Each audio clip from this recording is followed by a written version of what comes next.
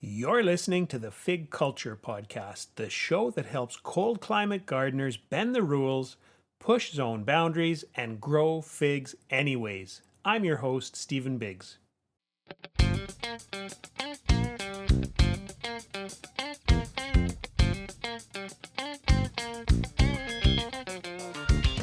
Welcome to episode 6 of the Fig Culture Podcast, and today we're back in the kitchen talking about fig recipes. And I'm joined by chef and recipe developer and food writer Signe Langford to talk about a fig recipe that could really just become part of your everyday routine. It's a wholesome seed and nut fig loaf, and it's made with dried figs. And this is fun because dried figs are available anywhere, any time of the year. Signe and I are working on a cookbook together all about olives, lemons, and figs, talking about cooking, talking about growing. This is one of the recipes that Signe's been testing. I hope you love it, and if you try it, drop me a line. I'd love to hear what you think. Now, here's my chat with Signe. Hey Signe, welcome back to the Fig Culture Podcast. Well, thank you for having me back. You can't get rid of me. We're talking food and we're talking figs, and we both love those. So glad you're back. I found figs, fresh figs from Brazil. I didn't know they were in the fig growing business. And I got to tell you, they were beautiful. They were so pink inside and tender and fabulous. Fabulous. Okay, nice. And I cooked the whole case up and ate them all. Well, we're going to be talking about cooking figs now. So I want to ask about your everyday fig loaf. And I have a picture of it on my screen in front of me. And I'm just really struck with the textures, the colors. Right. And it's like a little piece of artwork. Why don't you describe it for people? Tell you what, that one, and tell me this, you're going to share that with your readers, aren't you? Because, I mean, that's, I think, one of the wonderful things about what you do with your newsletters is you share little treats like recipes and things, right? So I share them with you, and then you share them with everyone, which I think is lovely. So I hope people will get a recipe for this one.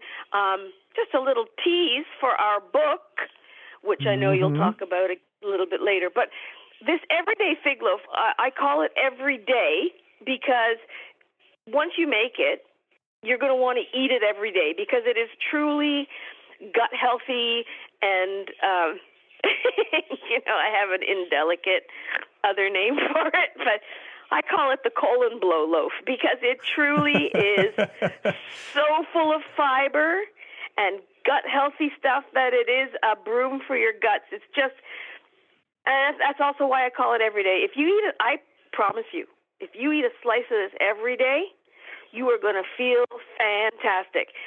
It's also delicious, and you've tasted it, so you know that, right? And you know how good it is. You served me a warm slice of this with some butter smeared on top. Oh, that was good. Yeah, and it goes beautifully with a little bit of brie, eh? It was just really, really good with cheese. So, but let me tell you about it. It's super easy to make. The only thing is you do need to kind of make a little investment in a bunch of seeds and such because it's a really seedy loaf. And the other thing that's great about this is you don't have to go out and search for fresh figs. This is a recipe you do with dried figs that are everywhere all the time. So it's really just a combination of chopped dried figs, sunflower seeds, flax seeds, pumpkin seeds, raisins or cranberries, almond flour, chia seeds, a little bit of psyllium powder, again, for the gut, some salt, some melted butter, ghee, or coconut fat or olive oil, whatever you like, and water, and 1 little tablespoon of honey or maple syrup. So it's only very subtly sweet and no refined sugar and no garbage and high protein and high fiber and high what you call the unsoluble fiber, the prebiotic that feeds the healthy gut bacteria.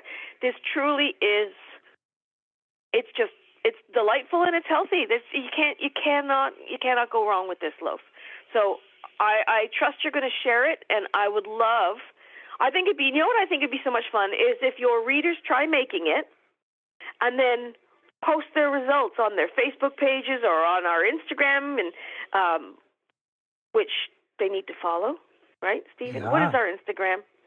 At Olives, Lemons, Figs. Lots of pictures there, and this one is one of them. Yeah. So get on there and follow us there so you can see all the recipes I'm working on for our book. And, can I tell you, there's nothing like the stress of having a case of, like almost $20 figs looking at you as the clock ticks saying, well, we're getting softer. What are you going to do with us today? What are you going to do with us today? You've only got a window of opportunity of a couple of days, considering they've already come from Brazil. Yeah. But, oh, man, they were delish. So I encourage everybody. Well, talking about the loaf, I wonder if you have any baking tips for people like me who are great at cooking savory dinner time stuff, but I don't do a whole lot of baking. What are your top tips for something like this? Yeah, this is not a fussy baking situation. This isn't, I know, because baking, you do have to follow the recipe. You really do. Because baking is more science. Cooking is more art, I think. Cooking, you can shoot from the hip. You can a pinch of this and a dash of that and doodly-doo. Taste it. Yeah, no, this is good. Baking, there's physics and engineering because you're trying to lift things and you know what I mean, set things and not make things dry and not, so it is a bit more kind of sciencey. But this is a loaf anybody can make because you literally put all the ingredients into a bowl all at once. Stir it around. I'm so lazy. I even use my stand mixer, and literally it's in there for like all of 30 seconds. You mix it all up. You put it into a parchment-lined loaf pan, and then you let the loaf pan sit on the counter covered. I use a cutting board sometimes or a wet tea towel. Cover it. Forget it for overnight. Forget it. So I like to make this the night before. Let it sit overnight. All those seeds and fiber needs to absorb that water. Then the next day, you bung it in the oven at 350. That's it. You bake it. You take it out. It's super simple. You have to let it cool completely or just be a tiny titch warm before slicing. Otherwise, it will crumble. But once it's cool completely, you slice it, and then when you want to have it warm, it pops in the toaster very nicely. Honestly, it is the simplest thing to make. One bowl, one loaf tin, end of story, easy peasy. Okay, I'm glad you mentioned that tip of letting it soak overnight because I would have rushed that step and those seeds would not have soaked up enough moisture. And that's the problem. Then you'd have just a gritty mess. So, yeah, soaking overnight, super important. And and also, this is like a fun loaf that you can play with. Now, if you like to make it sweeter, go ahead, add a little more maple syrup or honey, and then spice it with some cinnamon, and then you're going into cinnamon loaf territory. You're going into sweet territory, or you can not put any sweetness in at all, and you can go ahead and make it purely savory, and you can even add a pinch of something like, say, coriander or a touch of curry powder, and it's a very different beast. But this way, the way that the recipe that we'll share, it's neutral. And once you've got it, you can serve it with anything. I mean, I love it as my bread with a bowl of soup or as, slathered in butter and honey. Like, any way you want to go with it. Okay. Maybe Sounds some goat good. cheese and fresh figs sliced on top. How about that? Love it. Okay. I know you have to run, but before you go, Signe, just give us a heads up. What other fig recipes are you experimenting with right now for the book? Oh, my gosh. Well, with both fresh and dried, I'm playing with jams and sort of mousses and upside-down cakes and roasted figs with thyme and balsamic vinegar on a beautiful goat cheese.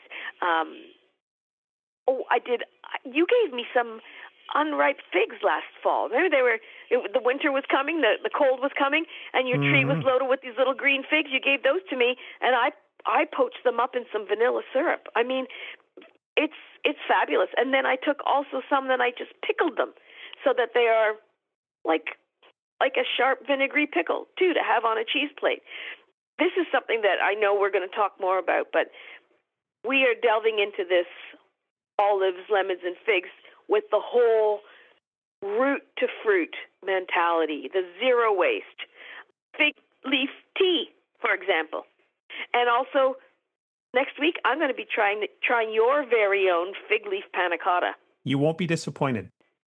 Yeah, so I'm having a blast over here. I'm getting fat because I'm eating constantly, whether it's olives, lemons, and figs. My God. I read somewhere that there's like 100 calories per olive. You don't want to know. Oh, my Lord. But you know what I'm doing right now, which is so weird and kind of cool, is I'm making glacé olives. Glacé olives? They're sitting on the stove, simmering in sugar syrup.